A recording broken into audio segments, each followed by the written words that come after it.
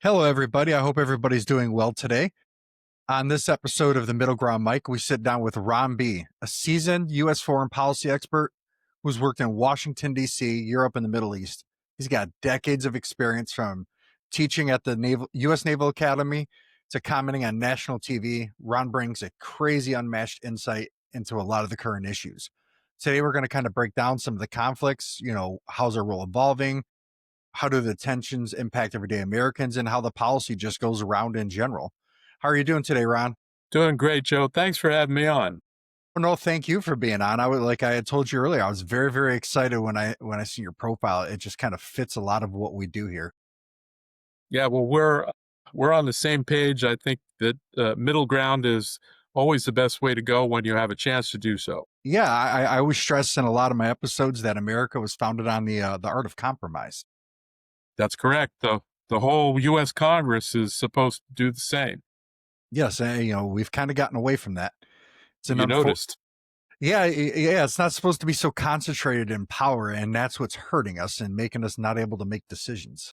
Well, I think you need to be a nationalist and not a tribalist, and Yes. less tribal politics and more about what's good for the country.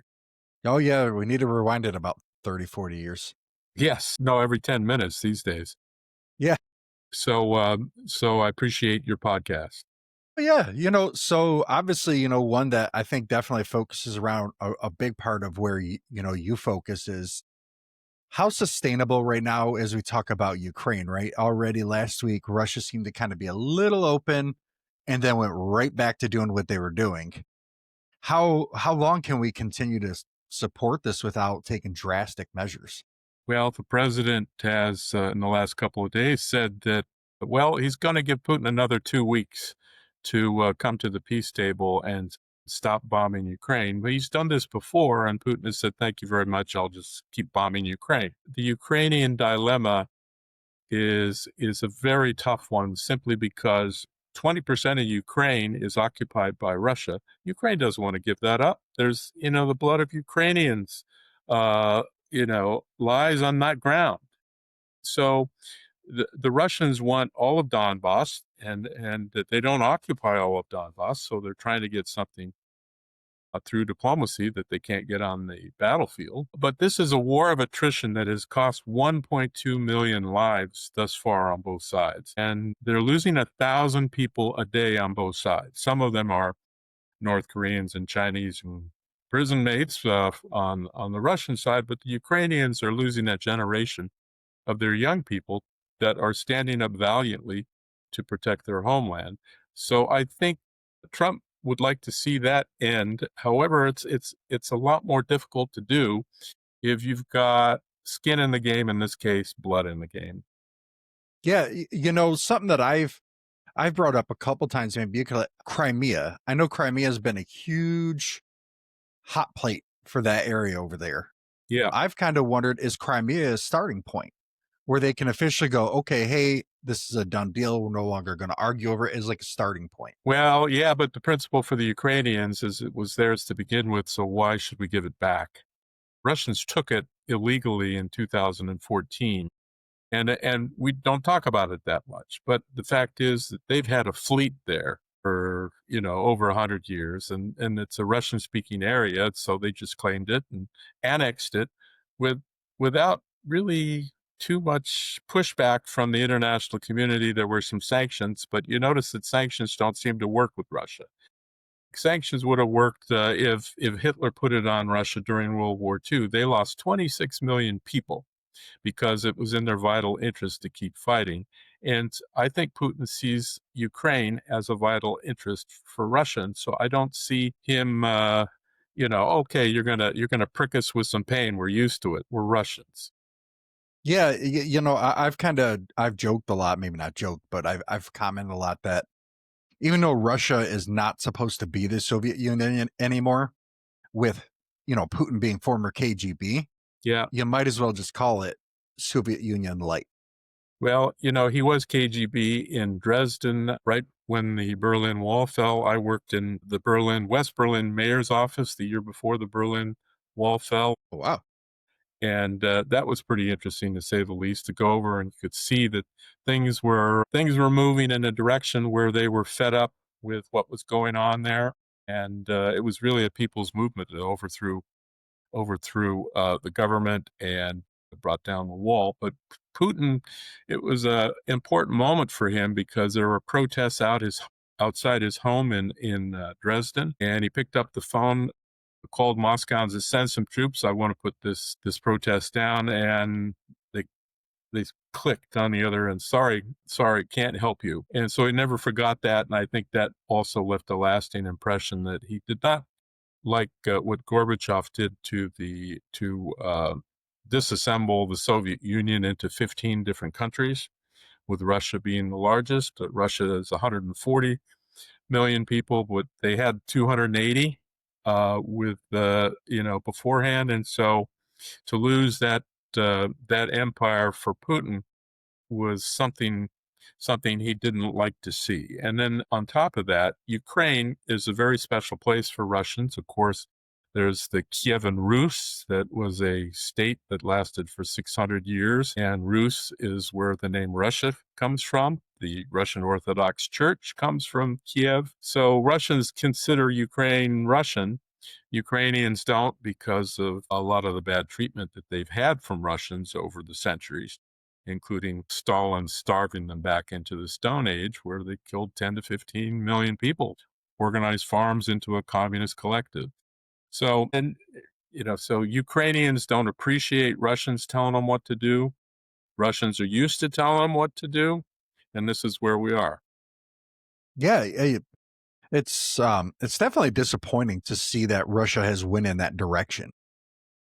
Yeah, I was hopeful when Yeltsin was there. I was in Moscow for 2 summers in 92 and 93 with the Freedom Support Act. And even though there was 5,000% inflation, which was nuts, it was, people, bringing in boatloads of currency just to pay for a beer if you want. But it was clear that they wanted something different. But unfortunately, Yeltsin was not the guy to do it. Yeah, he had a lot of good principles behind him, I think, and he was very well intentioned, and he wanted to see the best for everybody involved.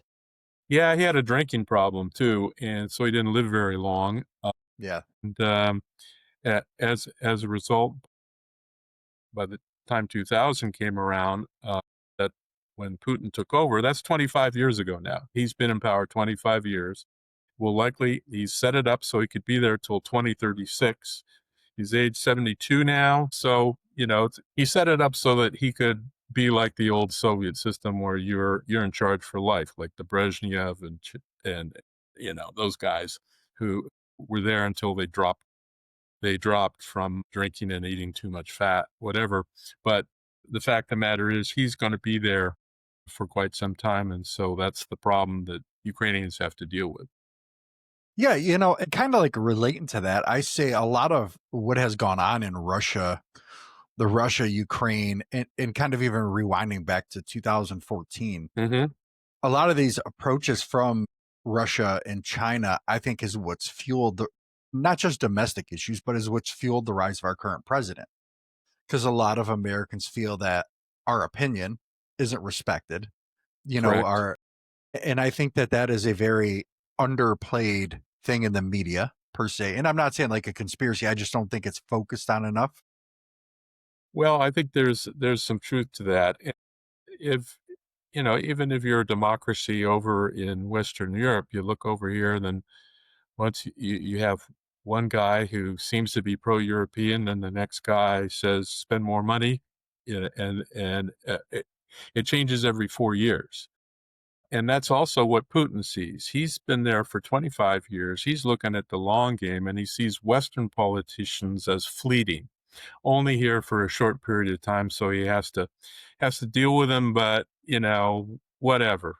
I've got my long-term interests, and they have their midterm elections. I don't need to worry about that. Yeah. And it's definitely it's disappointing to see that our country can't be unified. I was really hoping that at this point in the game, during Trump's first term, him and the Democrats seem to be on the same page about China. Like Yes. they were in lockstep, and now it kind of seems to have devolved further that even though in reality their policies towards overall in general are pretty similar towards these items, they're just so divided that they're going, hey, nope, never mind, we can't agree on it publicly because it's bad for business. Well, the bad for business thing is always an issue, isn't it? And especially if you place tariffs on goods, then goods usually go up and the consumers have to pay the price. That's the traditional way of looking at tariffs, that they're a bad thing to grow the economy, that you need trade to grow the economy. However, President Trump has decided to use tariffs as an instrument of national policy, of national security policy. And so he's tried that, and so far with mixed results. And there's still no result on China and Russia because he's dangling this out here for hopes of a better deal. But also, pretty soon, he's going to have to slam the door on Russia because Russia is playing games with Ukraine. Yeah, the when it comes to the tariffs, I don't know when the whole thing was going down, Kevin O'Leary, he had advocated, he said, to get China to the table, stop playing games. He said, slap a 400% tariff on them starting next week. And he goes, and you'll have Xi here in Washington in a week. Because while that would hurt us, it would hurt them significantly. Well, yeah, it would hurt both sides, but let's remember that what President Trump is trying to do is bring manufacturing back to Yes. the United States, and you in Detroit would know about that, and Yeah. especially car manufacturing, which is has been one of his big pushes, and that the tariffs on cars have been pretty standard on everybody, 25% coming into this country, which is going to help Detroit, Oh, yeah. not to mention a lot of other places where they're making cars now in the South and elsewhere. But the fact is that, China and the United States are the two biggest economies in the world, and it matters what we trade with one another. They also happen to have a lot of these rare earth minerals that are important to defense and aerospace. And unless we can get those from other places, one of those places is Ukraine, that, you're stopping the flow of key minerals from China at a point where you may need it to improve your defense. So there are many things in play here.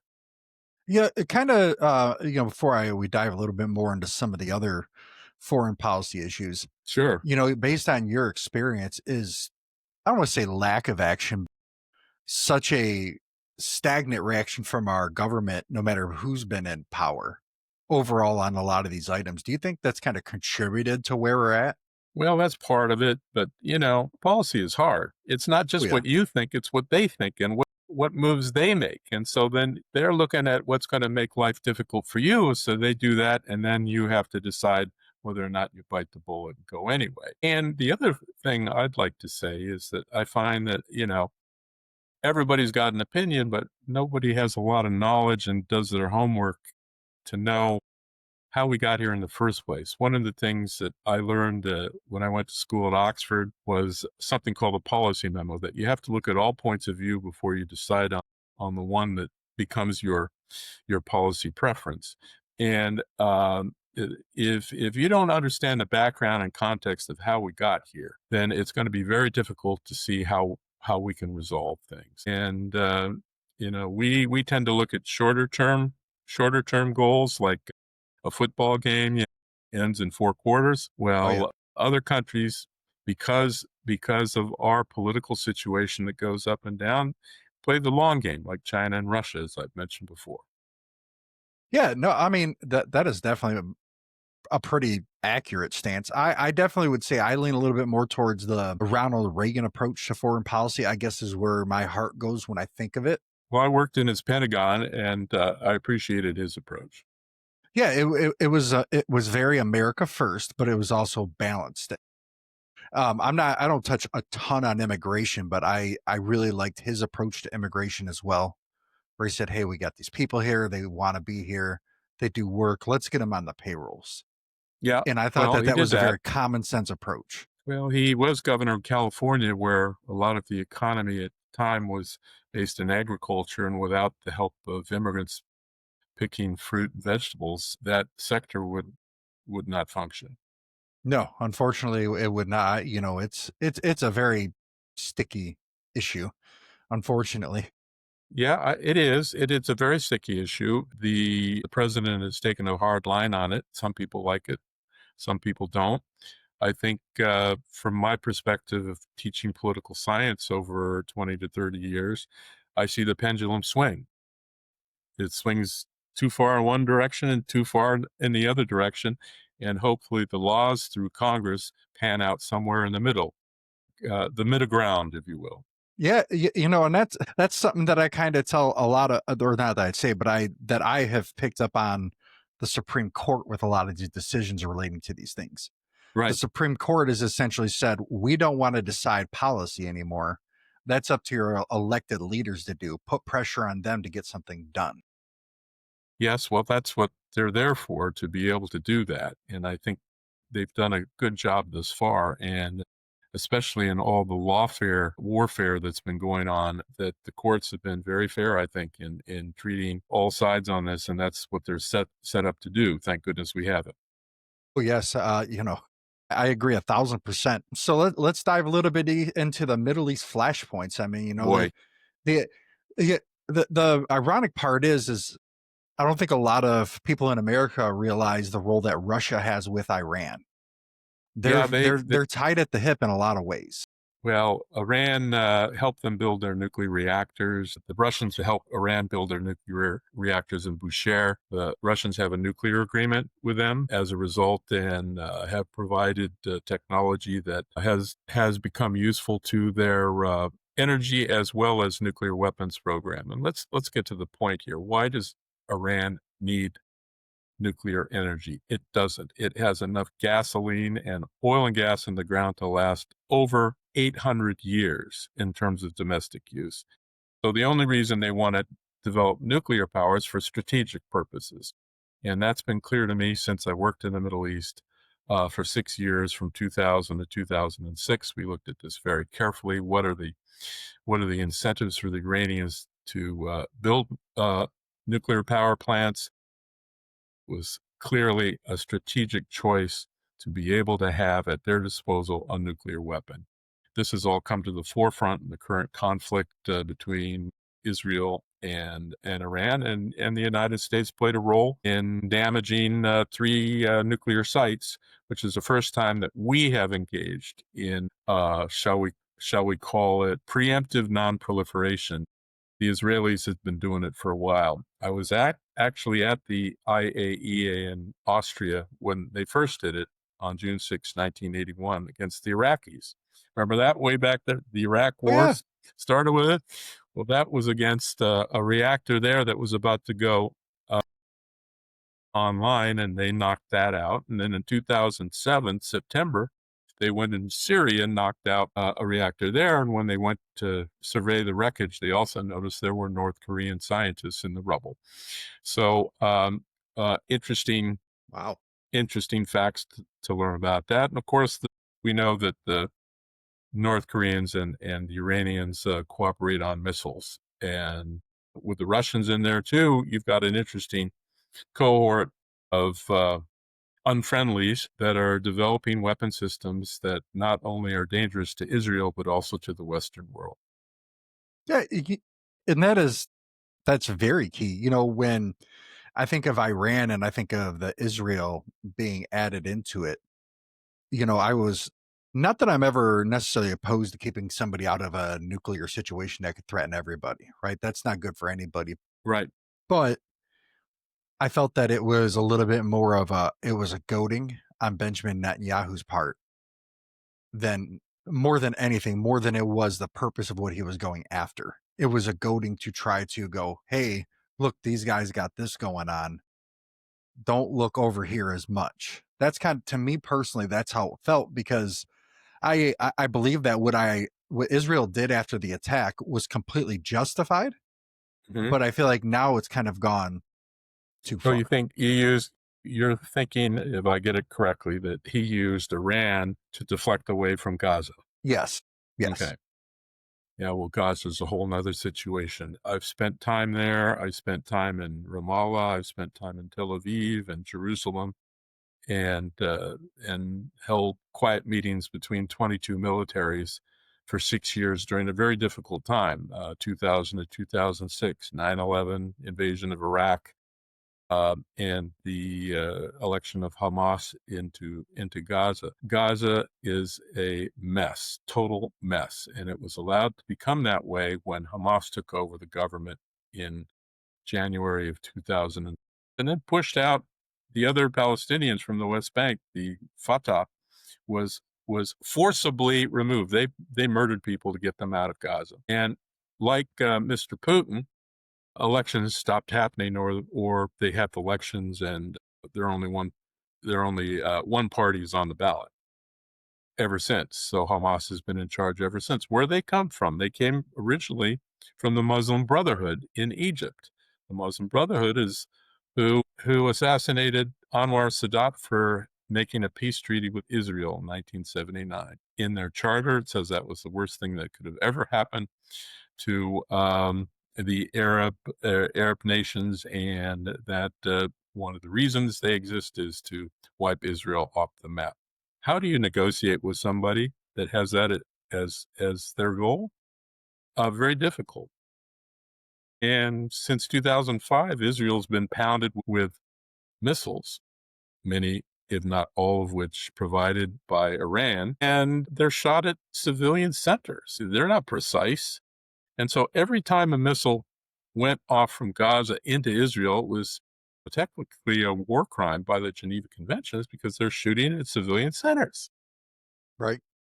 October 7th was war crime bonanza. You're taking hostages, you're shooting up civilians, and you can't blame Israel for wanting to defend itself. But at the same time, you have to look at who's been funding this since Hamas came into power, and the same state that's been funding Hezbollah in Lebanon and the Houthis in Sudan.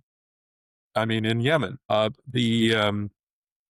And that's Iran. Israel is right to point the finger at Iran because if you don't stop, if you don't cut the head off of that snake, the rest of the tentacles are going to still be choking Israel. And as long as Iran is using the territories around Israel as a trampoline to destroy Israel, there'll never be peace in the Middle East. And that's why Iran is key to fixing this problem. Yeah, no, I 1,000% agree on that. If I'm correct, before the attack on Iran recently, I believe Trump at one point had a lot of the Arab states willing to come to the table with Israel to try to kind of figure Well, out let's how to just make say all this work. I know that they have been talking for a long time and sharing intelligence because they see Iran as the bigger threat than the Palestinians not having a state. All right. And so that was used as leverage to create the Abraham Accords, where the Arabs are far more interested in the threat of Iran. And so that's the stages for even more intelligence sharing between Israel and Arab states that saw Iran as the problem.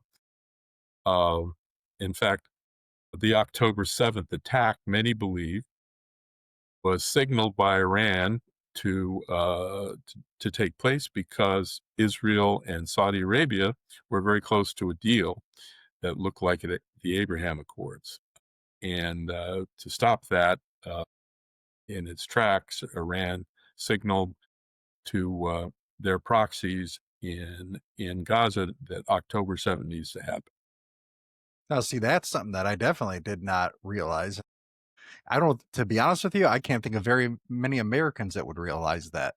Well, that's in my circles, that was what we heard, and also I noticed in between the lines from Arab state statements and things of that. Well, this was all calculation to prevent this agreement from happening. Yeah, I can definitely say I am shocked on that one. I did Well, not. it's okay. We all need to, wake up in the morning once in a while. Yeah, it's I guess I just from I don't want to say like maybe a humanitarian perspective, right? Yeah, yeah. It Well, kind of that's the feels hard like, part. That's the hard part. War sucks. yeah. And it sucks for the people where it's taking place. And I think the Palestinians deserve better than the representation they receive from Hamas. Oh yeah, for sure. I wish there was a way maybe Israel could find a way to get food to the people that need it Yeah. without some of the extras that seem to be happening. I guess that's where my heart goes is, Well, hey, we have to everybody's figure heart out a way goes to to get it. their food. Everybody's heart goes to it. I mean, and that's and that also gets played. That gets played. I went to before this big war happened. I went to Gaza and with some Palestinians. They showed me a paid for well, and it had been destroyed by the Israelis. Why? Because the Hamas had started firing rockets from the well, and so the Wow. Israelis had to destroy the well because of rockets were coming towards it. And then uh, what did what did Hamas say? Well, the Israelis destroyed our well water so that we can't survive. Those kind of games are going on a daily basis. Wow, now that is shooting a rocket And out of a well. That I'll is tell you another. I was there, I was right there when I went to the border, and the gates of Kearney were shut down because Hamas had just blown up, had attacked the gates. This is where commerce goes back and forth between Israel and Gaza, and there were $3 million worth of strawberries that were supposed to come across the border and get shipped to Europe. And those strawberries, that's $3 million in the pockets of Palestinian farmers, right? It was supposed to help them out. Well, that never happened because Israel shut down the gates because of a terrorist attack. And then Hamas says, well, Israel just prevented $3 million worth of goods from going to Europe. And so what kind of games are happening here? It's the money game where money comes in out of out of empathy for those who deserve the money. However, those who control the money don't always share, not just the money, but the food with the people who really need it. And it's so how do you distribute something fairly in a place that is unfair to begin with? that is very I mean, you can't really argue that. Well, it's You know, hard. It's hard. And so, you want to do your best. And so you have countries that feel so bad that they're you know, dropping parachutes full of food into Gaza and hoping it gets to where it needs to go. And I understand that frustration, but I put that fully in the laps of Hamas. yeah, I mean, definitely a couple of things that you've shared has definitely changed my opinion a little bit on the situation to a degree. Is China involved in this at all? Like, do they have like a silent part that maybe people don't know about? Because obviously they're linked with Russia, who's linked with Iran. China needs a lot of In the oil. Middle East, not so much as in elsewhere. Of course, they have the whole Taiwan issue that they're focusing on and looking at Ukraine with great interest because it's a similar situation. They see Taiwan as part of China and never have seen it any other way. Russia sees Ukraine as part of Russia, have never seen it any other way. So they're watching to see very carefully how this goes. So they have, and they're also more involved in Africa with the drilling of oil in a variety of places, and they're trying to get oil from anywhere they can get it simply because of their large population that requires so much energy. In fact, they're the major purchaser of Russian oil as well as Iranian oil. So any sanctions on China for buying Russian oil would hurt them just as much. They'd probably try and buy more Iranian oil after that, but they're very focused on energy resources all over the world, Middle East being important there, but they don't buy a lot from the Middle East.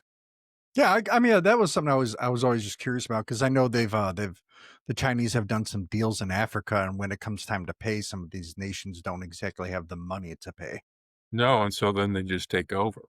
Yeah. And it's okay. Well, we'll just get our oil for free then, and take over your whatever you're doing.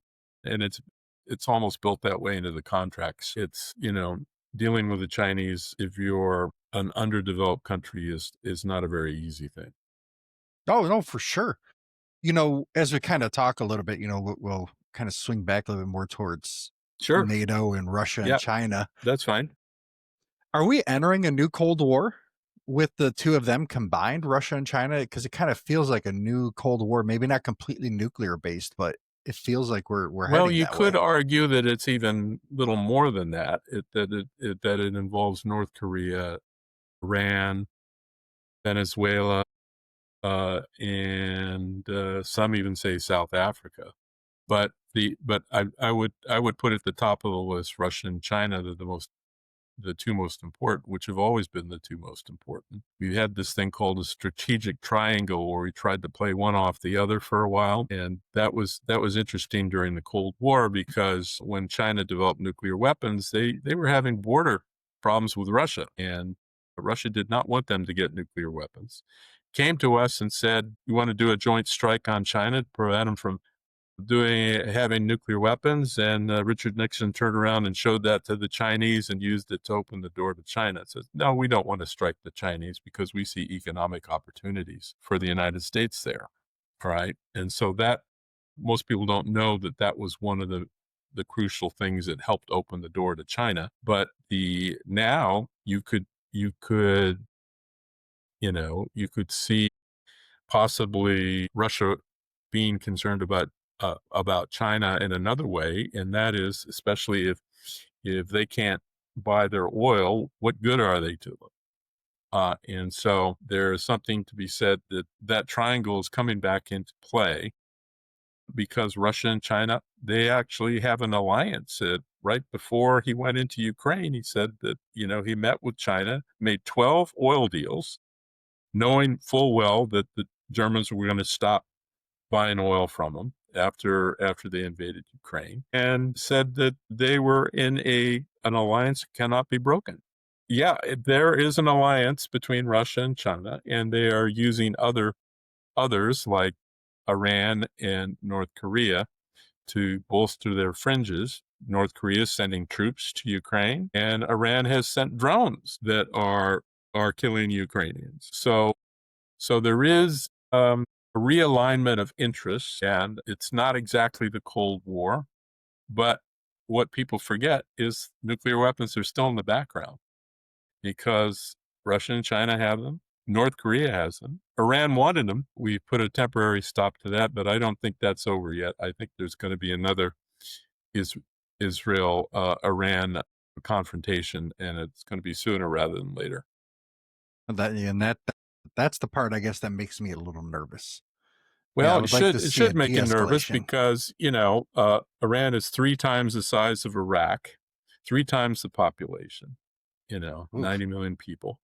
And if we hadn't gone in to take out Fordow and Natanz and a couple other spots there that were certainly in the business of making nuclear weapons, they'd have the ability very soon. And it was a tough decision by Trump to do it because now we're in it. Now we're going to have to make sure that it doesn't happen. And that means more than likely that we have to support Israel in whatever it does to try and destabilize the regime in Iran, because the regime in Iran is not going to go away on its own, and it's not going to give up on its proxies, and it's not going to give up on its hate of Israel. So what does Israel have to do? They're going to Very have to true. eventually deal with Iran. We've sided with them on the nuclear issue, but if back in the 90s and 2000s, we looked at polls within Iran. Young people, mostly young people that live there now. It's like 60% under the age of 25, and they all Oh, want wow. better. They all want better relations with the United States. What happens once you attack Iran? That goes down the toilet because they're Right. very proud, very very proud people. Sort of like whenever we get attacked, we support the president, no matter if they're Democrat or Republican, because we have to rally around the flag. Well, they have that sort of pride in Iran too. However, with a much different governmental structure that needs a lot of reform. Yeah, you brought up Germany, and that made me really. It kind of popped in my head. I remember, and I know you know a lot about NATO, Yes, and I remember. I think it was 2018 when Germany was at the table with Trump, and I mean Trump was definitely a little bit direct. I mean, that's a little bit his style, but he told blunt, Germany, maybe. Well, yeah, he told the chancellor back then, he essentially said, "You're too dependent on Russia." He goes, "They have you essentially squeezed." Yeah. And when there's a war, you guys are going to pay the price for it because of your essentially lack of investment and trying to diversify. I guess in so many ways is what he's trying to say. Well, yeah, that was a tough discussion, and he had, as well as other analysts, has pointed out that it makes no sense that you're going to criticize Russia for invading Ukraine and then pay them to develop their military by buying their oil and gas. Right. Yeah, It's and kind of that's contradictory. And yeah. I think that was at the basis of the argument that Trump took to the Germans and said in his own way, which I probably would have said more diplomatically, Yeah. and let him come to the conclusion that you and I already know. But the fact of the matter is, that's his style, and some people don't appreciate it, and most Europeans don't because they don't think it's diplomatic enough. They're not used to a businessman being in charge of international relations. He's very transactional. You do this, I do that, and if you don't do this, I don't do that. That's Trump's style. But at the same time, he has to couch it in terms that are more palatable to those who want to hear it. But Americans tend to want to be more direct about it, and I think they were tired of politicians saying that, oh, this is with beautiful words, we're going to do this and do that. And then all of a sudden they look at the stock market's not doing well, they can't buy a house, and the Europeans are only paying 23% of NATO costs. Yeah, I definitely supported Trump on making NATO pay, well, not making it, but getting everybody to Yeah, and contribute and they more. they have, and I think Ukraine Yeah. has been a well, Biden had something to do with that as well. He rallied the Europeans for Ukraine, but at the same time, they've boosted Germany in particular has boosted up to 5% of its GDP, which is important because they're the biggest economy in Europe, and they're actually putting troops in the former Baltic states, which used to be Eastern Prussia. So they're comfortable doing that, but that has to make the Russians a little nervous. But at the same time, the Germans are stepping up in terms of noticing what the threats are, and they're not hiding behind the guilt of World War II as much as they used to. Yeah, and I know a controversial party that's over there in, your background, you would know. OAFD, yeah, the Yeah, they're Alternative for Deutschland, yeah. yeah, that's definitely a very controversial party. I would Well, say it's more extreme than MAGA here, if you wanted to say that. it's hard to compare because they're different.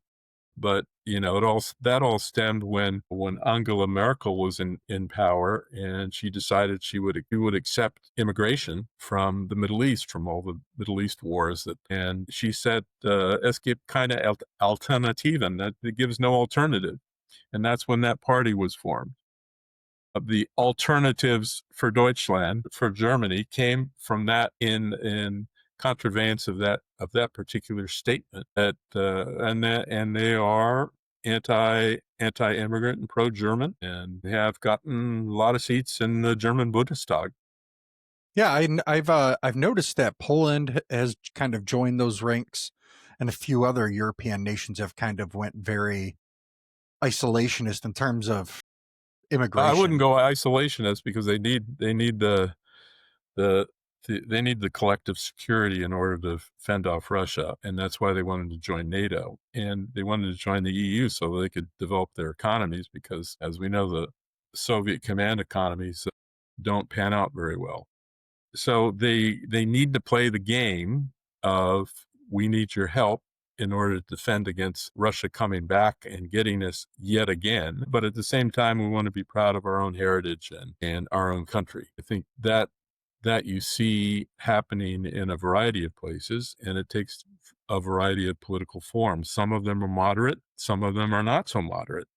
Some of them are, more right wing, and Western democracies are concerned about that because you don't want another Hitler coming to power and then stopping elections and starting World War III with nuclear weapons in everybody's arsenal. Yeah, it's definitely something nobody wants. No, Kind of playing on that a little bit. What lessons from the Cold War can guide us today, like as a country towards approaching it. Well, I think one of the things that Ronald Reagan did when I was there was something called what was it called? Competitive strategies. And competitive strategies was a Harvard Business School concept where it's pretty easy. And the idea is that you play to your strengths and you use your strengths in order to outcompete the other side. And this is what Ronald Reagan did with SDI, with the Strategic Defense Initiative.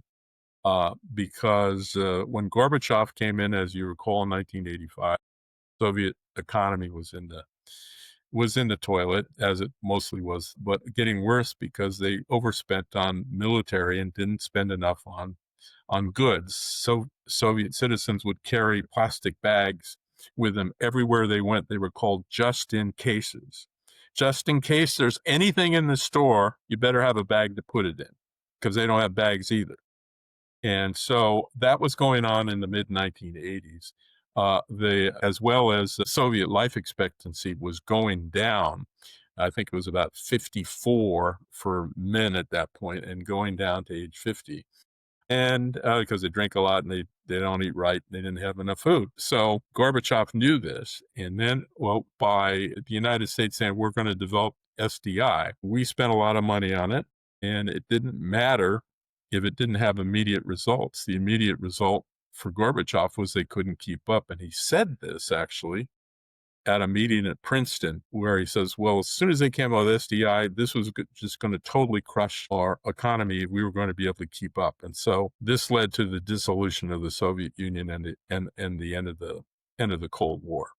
So there's something to be said of playing to your advantage, namely your economic advantage. And I think Trump is trying to do that, maybe too harshly in some areas, but use your advantage in order to promote the United States and the United States' ability to remain the only superpower in the free world. Yeah, and that's going to be very difficult no matter who it is. When you kind of look at a lot of Americans are seem to be tiring of the quote unquote world's police role that we play sometimes. Yeah, yeah. Well, How do we balance that? that's a great question. You have to balance it, and that means you can't go in either direction too far. Right. And that when we were in wars in Iraq and Afghanistan, uh, President Obama said we have to do more nation building at home, no nation building overseas. All right. And then President Trump said, "Well, no, never-ending war, so we can't do that overseas, and we have to focus on making America great again. In other words, rebuilding our industries, and so that we can afford to remain a superpower and having energy independence, and the whole nine. If you don't pay attention to your population, you get voted out of office." So Right. you have to, and it's the economy, baby. What was it? The economy's stupid. What Clinton's Oh yeah.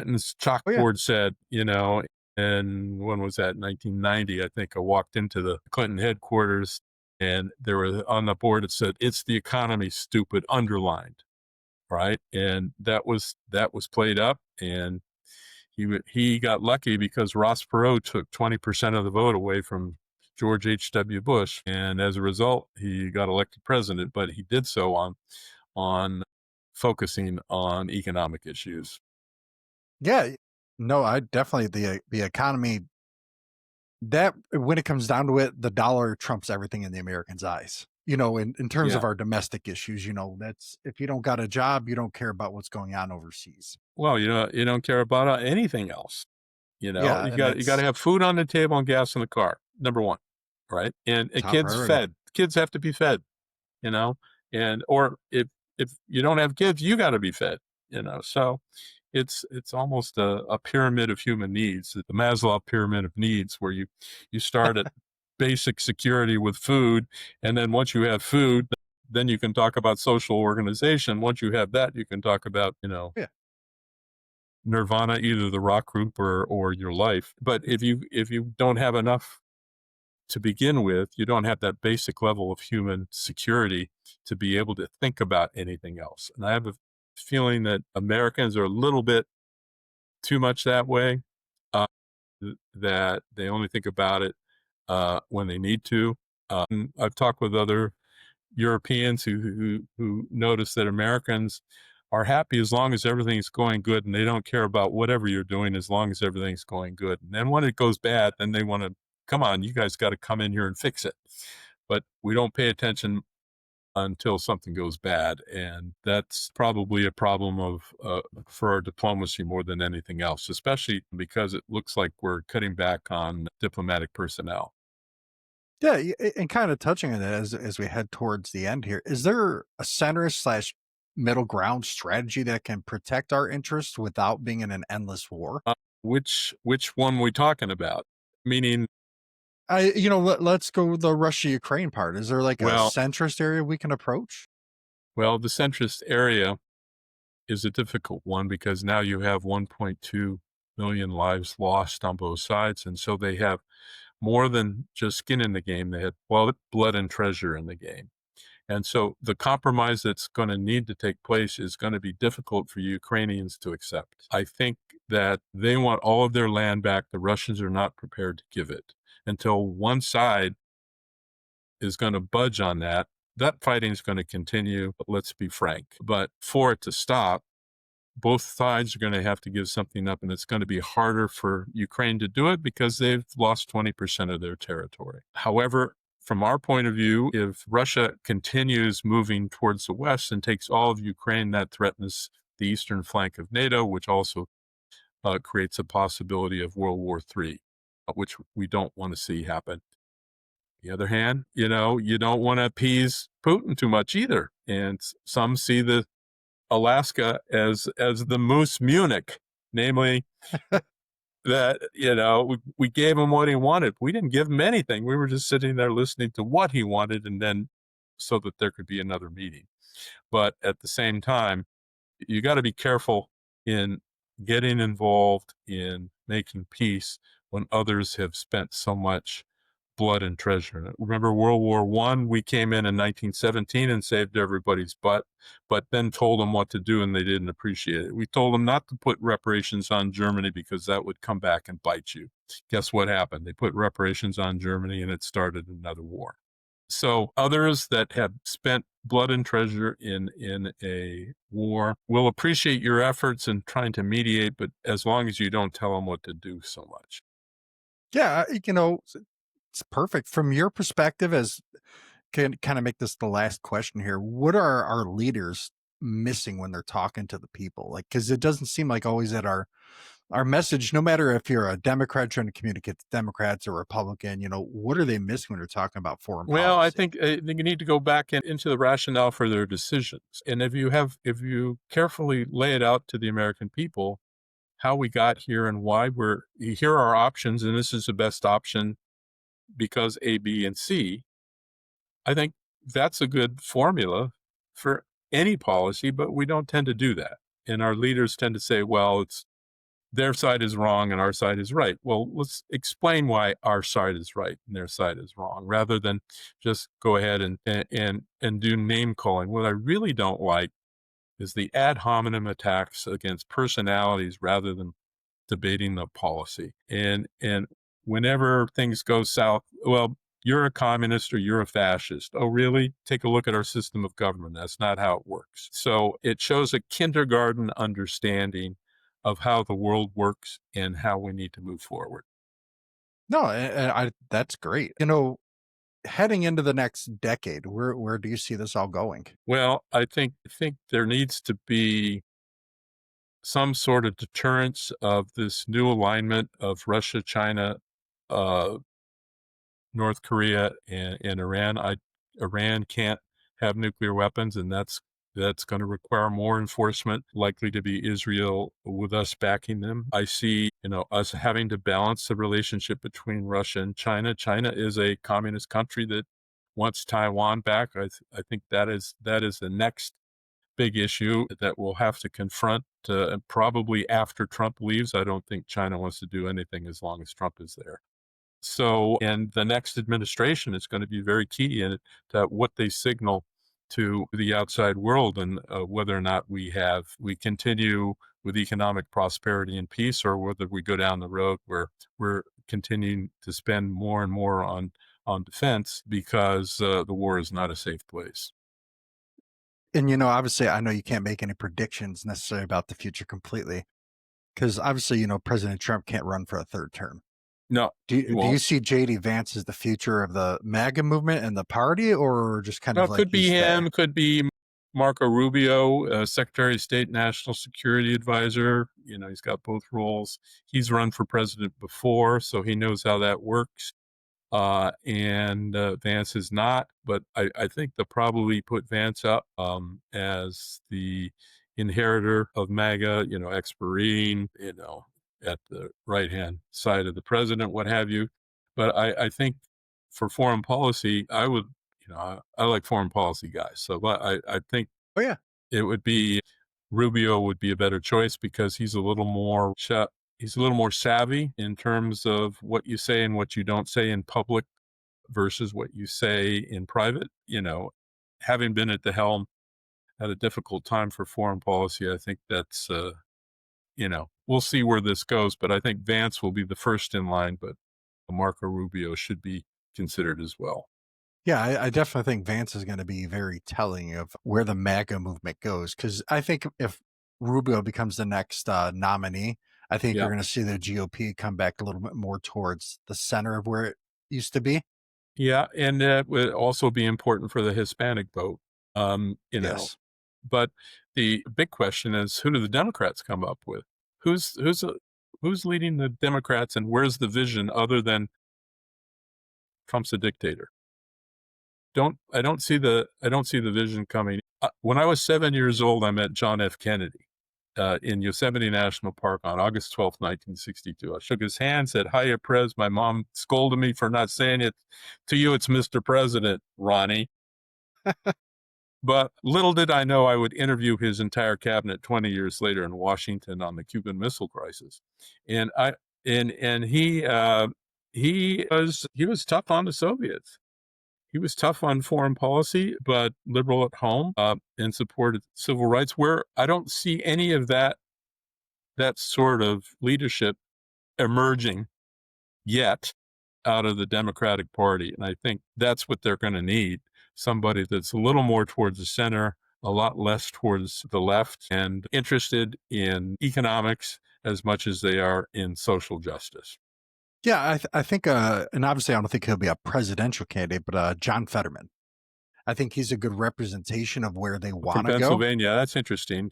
Well, he has actually come out in support of the president on certain things, and that's an interesting idea. Of course, his health is an issue, but that could emerge as somebody who catches everyone's attention. I don't think you'd have to wear a suit when you went to the White House in his administration. Definitely the most casual politician I've ever seen in my life. Yeah, you and me both. I really appreciate you coming on, Ron, and hopefully we can get you back on here some more. I'd love to whenever you want on whatever topic. Yeah, I believe in what you're doing, and I you're a great appreciate it. host. I Yeah. appreciate it, Ron. Thank you so much, and everybody, feel free to tune in.